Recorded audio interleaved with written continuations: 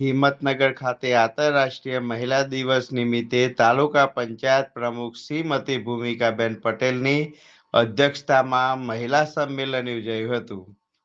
સાબરકાંઠા જિલ્લા વહીવટીતંત્ર તથા જિલ્લા મહિલા અને બાળ વિકાસ અધિકારીની કચેરી સાબરકાંઠા દ્વારા આંતરરાષ્ટ્રીય મહિલા દિવસ નિમિત્તે right justice action for all women and girls theme અંતર્ગત હિંમતનગર તાલુકા પંચાયત પ્રમુખ શ્રીમતી ભૂમિકાબેન પટેલની અધ્યક્ષતામાં હિંમતનગરના doctor Nalinkant Gandhi town hall ખાતે મહિલા સંમેલનનું આયોજન કરવામાં આવ્યું હતું.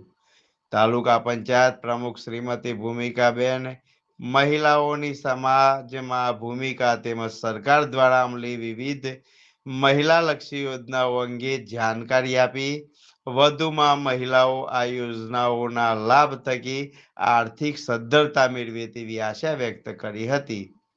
જિલ્લા પંચાયત આરોગ્ય સમિતિ ચેરપર્સન ડોક્ટર અનસુયાબેન જણાવ્યું કે મહિલા દિવસની ઉજવણી શા માટે અંગે જાણકારી આપી સૌ મહિલાઓને શુભેચ્છાઓ પાઠવી હતી.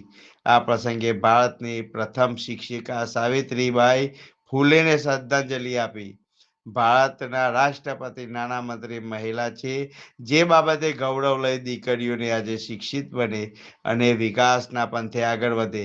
મહિલાઓ પોતાના આરોગ્ય પર ખાસ ધ્યાન આપે, જીવનમાં યોગ અપનાવી સમાજના વિકાસમાં સહભાગી બને તેવી આશા વ્યક્ત કરી હતી.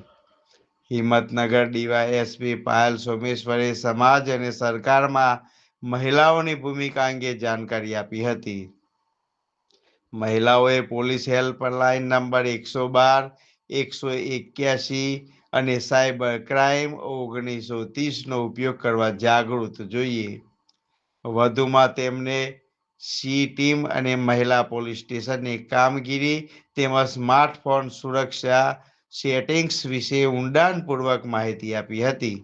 જિલ્લા કાનૂની સેવા સત્તા મંડળના રેખાબેન ત્રિવેદીએ મહિલાઓના કાનૂની અધિકારો, સમાન હક વિશે જણાવ્યું હતું. મહિલા અને બાળ કલ્યાણ વિભાગ દ્વારા 2013ના કાયદાનું પાલન યોગ્ય રીતે થાય તે અને મહિલાઓ આ કાયદા વિશે વધુને વધુ જાગૃત બને તેના પર ભાર મૂક્યો હતો. કાનૂની સેવા સત્તા મંડળના કાર્ય વિશે જાણકારી આપી છેવાડાના વ્યક્તિ સુધી ન્યાય મળે તે માટે વિશેષ જાણકારી આપી હતી. મહિલા અગ્રણી કૌશલ્યાબાઈ જણાવ્યું હતું કે યત્ર નાર્યસ્તુ પૂજ્યન્તે રમન્તે તત્ર દેવતાઃ. વડાપ્રધાન શ્રી નરેન્દ્રભાઈ મોદીની સરકાર દ્વારા મહિલા